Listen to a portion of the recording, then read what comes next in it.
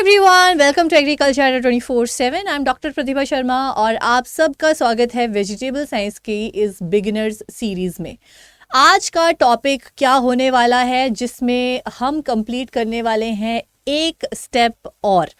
Beginner series का motive यही है कि हम छोटे छोटे स्टेप्स रखें, छोटे छोटे जो टॉपिक्स हैं जो बहुत ही बड़ा डिफरेंस क्रिएट करते हैं आपके एग्जाम में, वो छोटे छोटे टॉपिक्स जो हैं कम टाइम में कर लें। और आज के एपिसोड का टॉपिक है ancestors of different vegetable crops, जहां से क्वेश्चंस बन जाते हैं। अब सबसे पहले स्टार्ट करते हैं एंसेस्टर्स होते क्या है।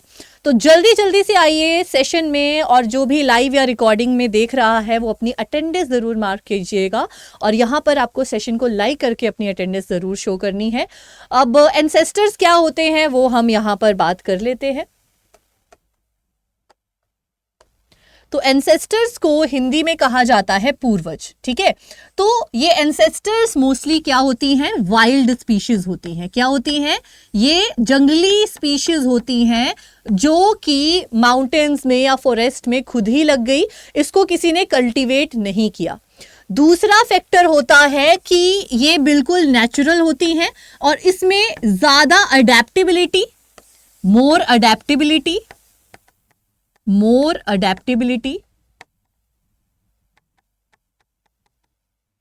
एंड मोर रेजिस्टेंस पावर होती है। क्या होती है? मोर रेजिस्टेंस, प्रतिरोधक क्षमता ज्यादा होती है और अडेप्टेबिलिटी ज्यादा होती है। अडेप्टेबिलिटी का मतलब क्या होता है? अडेप्टेबिलिटी मतलब इसका सर्वाइवल पावर काफी अच्छा है। अडेप्टेबिलिटी की अगर हम डेफिनेशन देखें, survival under adverse climatic conditions. अगर कोई क्लाइमेटिक कंडीशंस बहुत ज़्यादा ठंडी होती है या बहुत ज़्यादा गर्मी होती है या न्यूट्रिशनल डेफिशिएंसी होती है तो उसको वो बियर कर लेता है, उसमें सर्वाइव कर लेता है।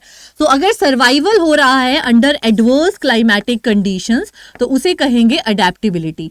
और जो वाइल्ड है, जिसे कोई नहीं पाल रहा है, जिसकी कोई देख रेख नहीं कर रहा है, जो खुद से ही इतना अच्छा लग रहा है कि उसमें बीमारी भी नहीं लग रही है, इल्ड भी वो दे रहा है, तो उसे हम क्या कहेंगे कि इसकी अडेप्टेबिलिटी अच्छी है, इसका सर्वाइवल पावर काफी अच्छा है और साथ ही साथ इसमें रेजिस्टेंस भी ज्यादा है एज कंपैरिजन टू बाकी की वैरायटीज जो है हमारी।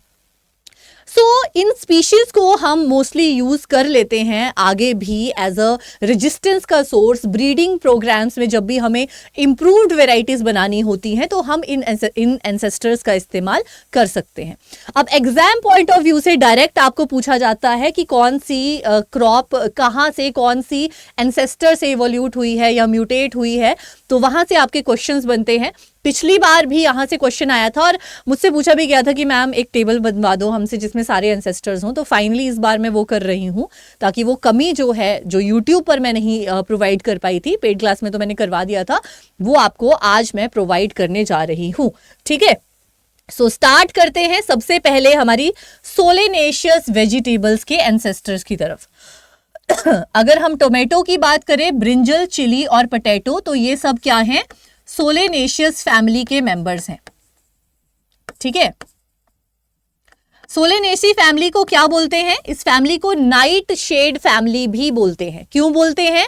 इस सोलेनेसी फैमिली को क्या बोलते हैं? नाइट शेड फैमिली बोलते हैं। और इसका मिथ बोला जाता है कि भाई पहली तो ये कि इसका नाइट टेम्परेचर भी इक्वली मैटर करता है, और दूसरा कि भाई इन सब के अंदर कोई ना कोई एल्केलॉइड्स पाए जाते हैं, कोई ना कोई टॉक्सिक सब्सटेंसेस जो हैं वो पाए जाते हैं। जैसे कि अगर हम टोमेटो में बात करें तो टोमेटो में जो टॉक्सिक सब्सटेंस पाया जाता है दैट इज टोमेटिन। तो tomatine is the toxic substance जो कि ग्रीन फ्रूट्स ऑफ टोमेटो में एंड लीव्स में पाया जाता है। उसकी वजह से पहले टमाटर खाने से डरते भी थे ये लोग, है ना, कि भाई हमें नहीं खाना, ये टॉक्सिक होता है।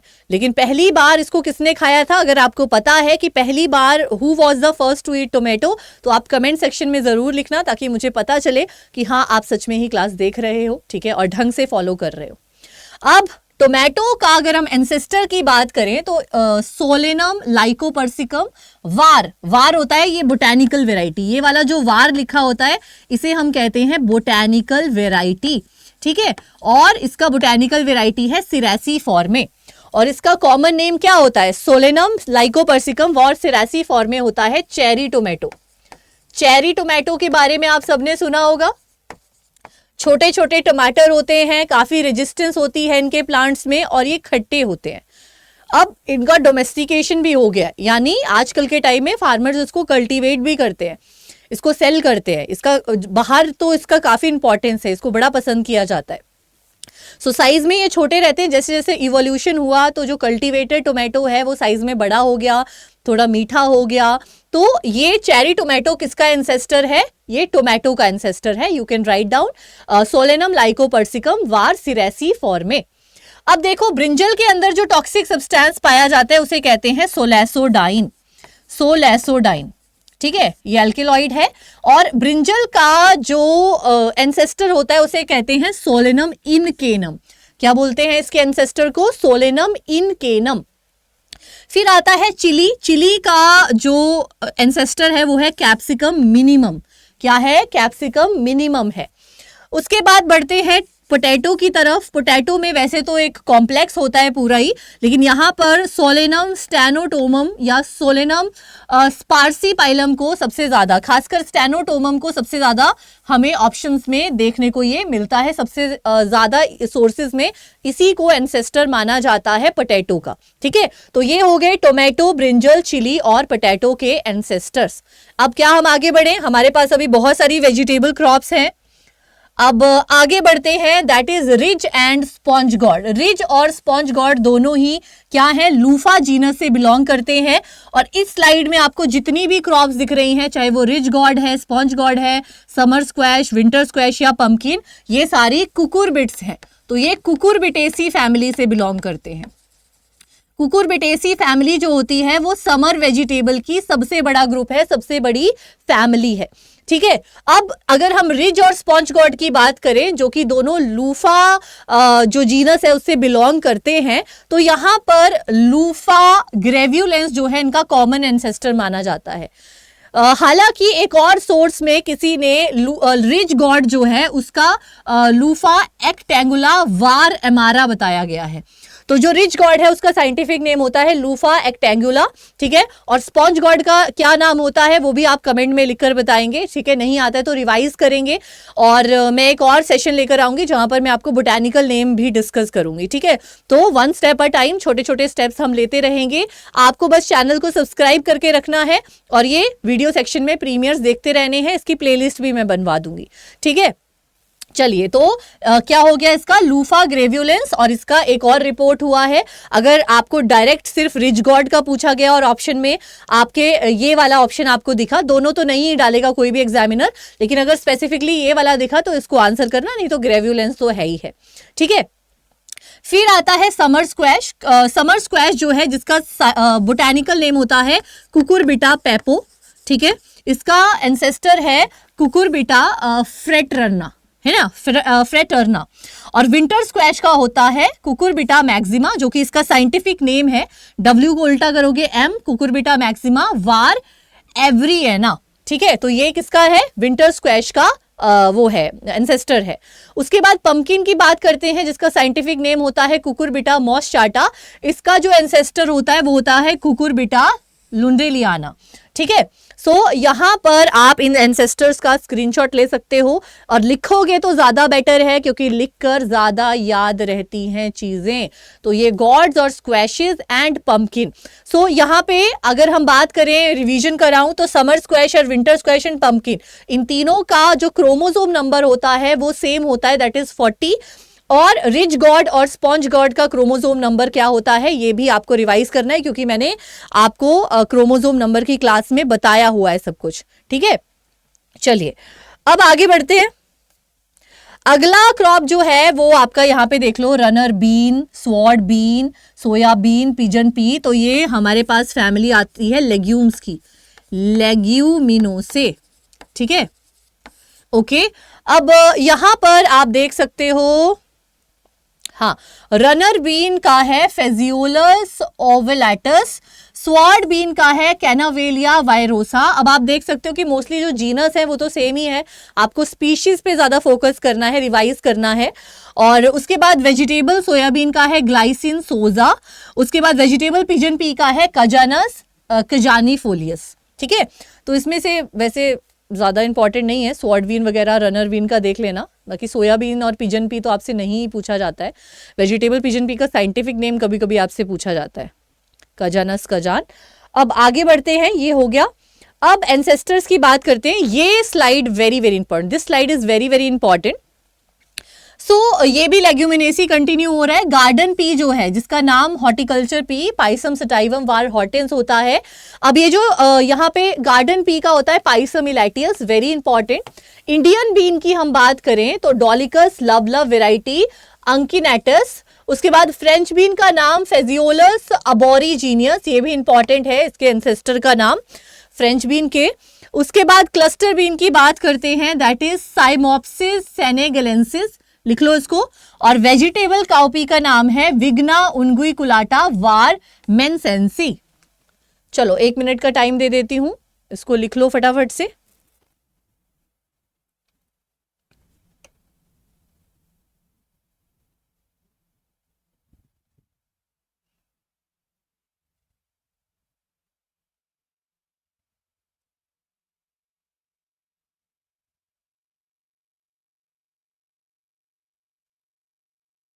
ठीक है,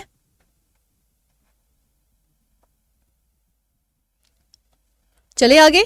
अब आपने एक चीज देख ली है कि भाई ये कॉमन है जीनस, ठीक है, जीनस जो आप साइंटिफिक नेम याद कर लोगे वही जीनस एंसेस्टर का भी है, स्पीशीज वाइल्ड आ जाती है यहां पर। ठीक है, तो स्पीशीज पे फोकस करना। फिर नेक्स्ट आ जाता है आपका गार्डन एस्पैरेगस, एस्पैरेगस एक्यूटीफोलियस। बार बार बता रही हूं क्योंकि पहले ये क्वेश्चन आ चुका है, it is a previous year question, कि जो एस्पैरेगस है वो एक मोनोकॉट फैमिली है। कौन सी? Liliaceae. Monocot vegetable belongs to family Liliaceae, एक कॉटिलिडॉन होता है इसके अंदर। उसके बाद मोरिंगा की बात करते हैं। मोरिंगा को और हम क्या बोल सकते हैं? ड्रमस्टिक। तो ड्रमस्टिक का एंसेस्टर भी पूछा जा सकता है। ड्रमस्टिक कॉमन नेम है, मोरिंगा ओलिफेरिया जो है इसका साइंटिफिक नेम है। तो ड्रमस्टिक का अगर एंसेस्टर पूछा जाए तो इट इज मोरिंगा कॉनकेनेंसिस। क्या है? मोरिंगा कॉनकेनेंसिस। फिर आता है चिकोरी। चिकोरी का एंसेस्टर का नाम होता है चिकोरियम एंटीबस इनटू चिकोरियम प्यूमिलम। तो कई बार क्या होता है कि दो स्पीशीज मिलकर एक कल्टीवेटर स्पीशीज को जो है वो बनाते हैं, इवोल्यूट करते हैं। तो यहां पे क्या आ जाएगा? चिकोरी। क्या आ जाएगा यहां पर? चिकोरी आ जाएगा। ठीक है, चलिए अब ये हो गया गार्डन एस्पैरेगस। मोरिंगा इंपॉर्टेंट है यहां पर, मोरिंगा कॉनकेनेंसिस, इसका याद कर लेना। थोड़े से एंसेस्टर्स हैं, वो भी आपको स्पीशीज याद करनी है। फिर आता है स्वीट पोटैटो, जिसका नाम होता है आइपोमिया बटाटस। और आइपोमिया ट्राइफिडा जो है, ट्राइफिडा वो क्या है? एंसेस्टर का नाम है। स्वीट पोटैटो का 2-3 क्वेश्चन और बहुत फेमस है। स्वीट पोटैटो पहले तो इसमें प्राइमरी और सेकेंडरी नर्सरी होती है, कटिंग से प्रोपेगेट होता है। दूसरी चीज जो है कि ये एक रूट है। स्वीट पोटैटो क्या है? एक मॉडिफाइड रूट है और ये हेक्सापोलॉइड नेचर का होता है, यानी इसके अंदर 6 सेट ऑफ क्रोमोसोम होते हैं। जो कल्टीवेटेड स्वीट पोटैटो है उसके अंदर 6 सेट ऑफ क्रोमोसोम होते हैं, वो हेक्सापोलॉइड नेचर का होता है। ठीक है, फिर हम ओकरा की बात करते हैं जो एम्फी डिप्लॉइड नेचर का है, एबेलमॉस्कस एस्क्यूलेंटस। उसका जो एंसेस्टर है दैट इज एबेलमॉस्कस ट्यूबरकुलाइटस। इसकी और भी वाइल्ड स्पीशीज है, मैं एक और सेशन में लेकर आऊंगी। सबकी वाइल्ड स्पीशीज धीरे धीरे जो है हम डिस्कस करेंगे सिस्टमैटिक्स में, और कौन सी जो वाइल्ड स्पीशीज है उसका क्या फीचर है, वो किससे रेजिस्टेंस रखती है। जैसे सोलेनम, अगर हम चीज मैनी की बात करें तो वो सॉल्ट टॉलरेंस है। ठीक है, अगर हम चाइलेंस की बात करें तो वो कोल्ड टॉलरेंस है। तो इस तरीके के जो है आपको पता होने चाहिए। अगर हम सोलेनम पेरुवियानम की बात करें तो वो रूट नॉट निमाटोड से रेजिस्टेंस रखता है। तो ये भी बहुत इंपॉर्टेंट टॉपिक आपका होने वाला है। One step a time. अभी के लिए हम एंसेस्टर्स पे ज्यादा फोकस करेंगे, बट कुछ और भी एक्स्ट्रा चीजें हैं जो मैं आपको बता सकूं, जो डिस्कशन से आपको कहीं ना कहीं याद रह जाए एग्जाम में, तो वो भी आप नोट डाउन करते रहा करो। क्योंकि जो चीजें मैं बोल रही हूँ वो कहीं ना कहीं इंपॉर्टेंट हैं, कहीं ना कहीं पूछी गई हैं, तभी मैं साथ साथ में बता दे रही हूँ। ठीक है, तो उसके भी नोट्स आप बनाते रहिएगा। फिर आता है एंडाइव। एंडाइव भी चिकोरी का ही भाई बहन है, तो चिकोरियम इंटिवस इंटू, मतलब जो चिकोरी असली वाली है, एंड चिकोरियम जो चिकोरी का है, एंड प्यूमिलम। उसके बाद ग्लोब आर्टिचोक, ग्लोब आर्टिचोक का नाम क्या होता है? साइनेरा स्कॉलिमस। तो ये साइनेरा, आधा काम तो आपका हो गया। उसके बाद कार्डेंकुलस वार सिल्वेस्ट्रिस, तो एक सिल्वेस्ट्रिस हम पढ़ते हैं कोल क्रॉप्स वाला, ये बोटेनिकल वैरायटी सिल्वेस्ट्रिस है ग्लोब आर्टिचोक की। तो ध्यान रखना, यहाँ पे कंफ्यूज नहीं होना है, ठीक है। तो इसका आप स्क्रीनशॉट ले सकते हैं, और अगर आपकी स्पीड फास्ट है तो आप अभी भी इसको लिख सकते हैं, नोट डाउन कर सकते हैं, ठीक है, फाइन। सामने मेल आईडी दी है, अगर कोई भी डाउट होगा, कोई भी ऐसा टॉपिक होगा जो आपको लगता है कि ये तो मुझे जो है वो अच्छे से समझना है, फिर से पढ़ना है, तो आप कमेंट सेक्शन में भी लिख सकते हो, और अपने डाउट्स हाउ टू, जैसे मेरा जो बैच है SRB नेट का कंप्लीट फाउंडेशन बैच, जिसमें मैं 11 यूनिट्स कंप्लीट कराने वाली हूँ, तो कैसे मिलेगा आपको मैं लास्ट में बताऊंगी। आपको नहीं समझ में आ रहा होगा तो आप मुझे बता देना, कोई भी डाउट होगा, ठीक है। चलो अब आगे बढ़ते हैं। अगला है ये देखो, लीक, कुरट एंड गार्लिक।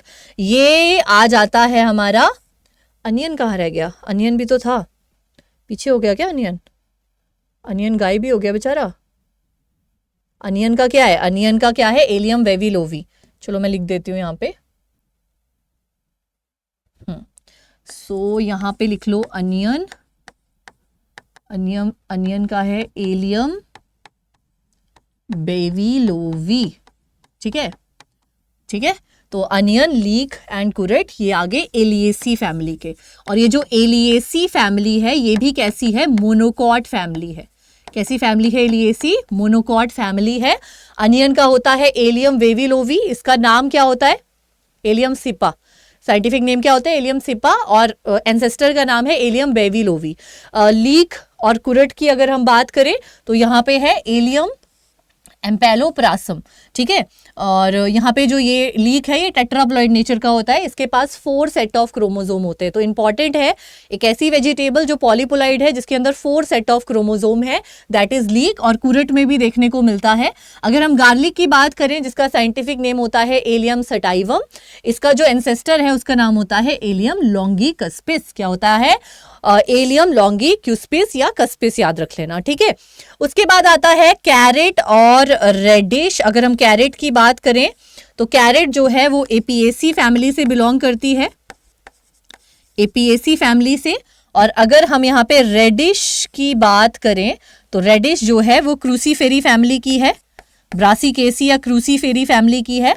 और बीट रूट जो है वो चीनोपोडिएसी फैमिली का है, ठीक है। तो ये अलग अलग फैमिली के हैं ये तीनों रूट क्रॉप्स हैं, बीट रूट भी, कैरेट भी, रेडिश भी। लेकिन कैरेट एपिएसी फैमिली से है, रेडिश जो है वो ब्रासिकेसी फैमिली से है, और बीट रूट चीनोपोडिएसी फैमिली से है, ठीक है। अब अगर हम कैरेट की बात करें, डॉकस कैरोटा उसका नाम होता है।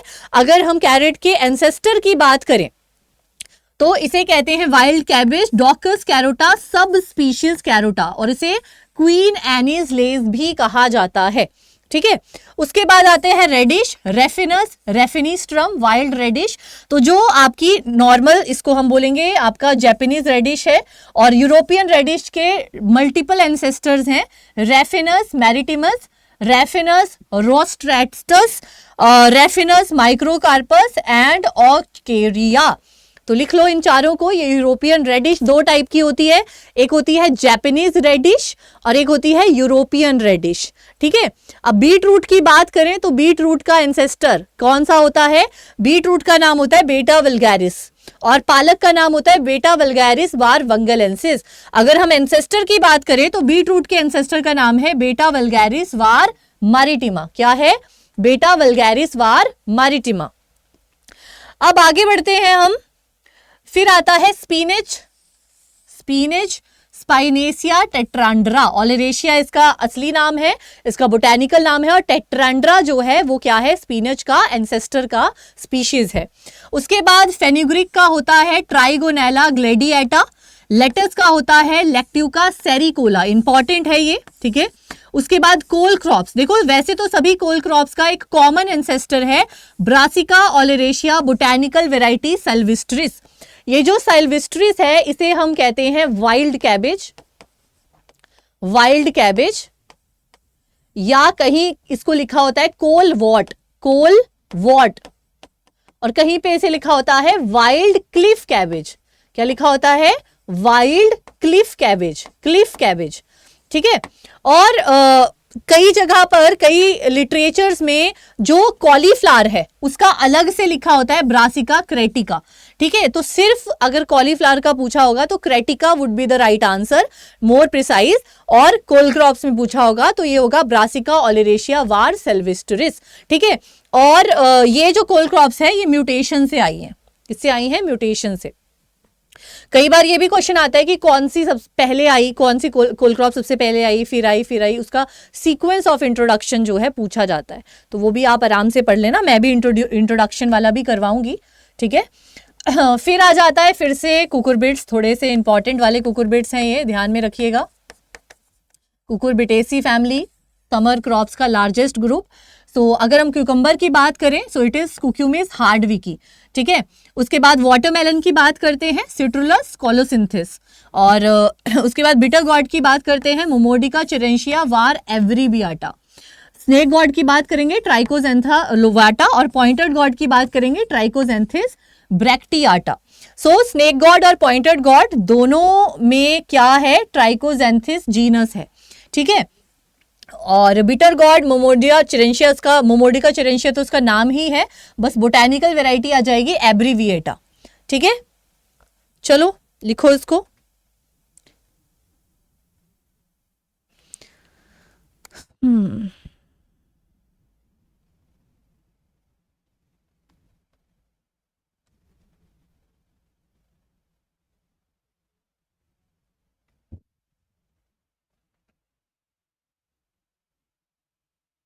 एक क्यूक्यूमिस अंगूरिया भी होता है, उसके साथ कंफ्यूज नहीं करना है। हार्ड विकी, जो हार्ड विकी है वो क्यूकम्बर का एंसेस्टर है, अंगूरिया नहीं है।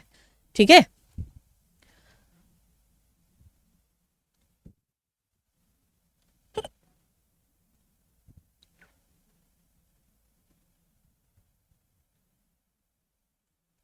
ओके। सो आगे बढ़ते हैं। आई थिंक इतने ही सोर्स मुझे मिले। ठीक है। उसके अलावा अगर आपको कोई एंसेस्टर पता है जो स्किप हो गया तो आप पूछ लेना, उसका आंसर मैं कमेंट में कर दूंगी। ठीक है। अभी तक मैंने जितने भी बुक्स वगैरह पढ़ी हैं उसमें जितने भी मुझे मिले मैं आपके लिए लेकर आ गई। ठीक है। कोई और आपकी क्वेरीज होंगी तो आप पूछ लेना, मैं इसको चेक करके रीचेक करके आपको बता दूंगी। और इसके अलावा this is the complete batch. ठीक है। You all were demanding. Even एक और हेल्प चाहिए मुझे आपसे। किसी ने अभी लास्ट के 1-2 महीने में अगर 2025 का बैच लिया है तो भी मुझे बताना। ठीक है। उनको अपग्रेड करना पड़ेगा, क्योंकि 2025 का आपको रिकॉर्डेड बैच क्यों लेना है जब 9 जनवरी से लाइव बैच हो रहा है। ठीक है। सो जिन्होंने विद इन 1-2 मंथ्स में लिया है। ठीक है। पिछले से पिछले साल वाले नहीं, मैं तो 3-4 बैच कर चुकी हूँ, इसका मतलब ये नहीं है पिछले वालों को फ्री में मिल जाएगा। बट अभी जिन्होंने एक भी लाइव क्लास मेरे साथ नहीं किया और 1 महीने के इंटरवल में उन्होंने 2026 या 27 की तैयारी करने के लिए लिया है, आई वॉन्ट कि वो लाइव पढ़ें, अच्छे से पढ़ें। ठीक है। सो ये एक बैच है, इसमें 80% डिस्काउंट आपको फिलहाल मिल रहा है। और 80% डिस्काउंट के लिए आपको मैनुअली कोड एंटर करना है Y781A। इसको लिख लीजिए, इसको आपको अप्लाई करना है। ये जो बैच है ये 9 जनवरी 2026 से स्टार्ट हो रहा है और इसकी टाइमिंग लगभग 4 PM to 5 PM के आसपास रहेगी। ठीक है। मैं पोल करवा लूँगी एक बार। ठीक है। आप बैच में एनरोल कर लेना, आपको टेलीग्राम ग्रुप में ऐड कर दूँगी। एक बार बैच में एनरोल कर लोगे आप, ठीक है, तो उसके बाद आप मुझे इस मेल आईडी पे अपना जो भी पेमेंट या उसका मैसेज है वो भेज देना, तो मैं आपको टेलीग्राम ग्रुप में ऐड कर दूँगी तुरंत। और फिर उस क्लास स्टार्ट होने से पहले मैं एक बार टेलीग्राम ग्रुप में आपसे टाइमिंग पूछ लूँगी, तो जो टाइमिंग सबसे फिजिबल होगी उसी टाइमिंग पे हम शुरू करेंगे हमारी क्लासेस। ठीक है। तो ये हो गया। और इसके साथ साथ ICR GRF हॉर्टिकल्चर जिसको करना है उनको भी 80% डिस्काउंट पे ये बैच मिल जाएगा। ठीक है। इसी कोड के साथ। और कैसे आप एनरोल कर सकते हो हमारे बैचेस में वो भी एक बार देख लो। ठीक है। एनरोल करने के लिए आपको क्या करना है, देखो, अगर आप 26 या 27 के लिए तैयारी कर रहे हो, दोनों के लिए ही फिजिबल है, तो अच्छा आपको ना एप्लीकेशन पर जाना है या जाओ वेबसाइट पर, ठीक है। जैसे ही आप जाते हो एप्लीकेशन पर या वेबसाइट पर adda247.com पे, आपको ऑल कोर्सेज पे एग्रीकल्चर कैटेगरी को सेलेक्ट करना है। फिर यहाँ पर ये तीसरे नंबर पर ASRB नेट आ जाएगा, फिर ये आपका नया बैच आ जाएगा, ठीक है, ASRB net vegetable science new batch 2026। आपको मोर ऑफर्स में जाना है। मोर ऑफर्स में जाने के बाद जो है आपको डिस्काउंट कोड Y781A एंटर करना है। देखो जैसे ही आपने अप्लाई किया वहां पे आपको 80% डिस्काउंट दिख गया, ठीक है।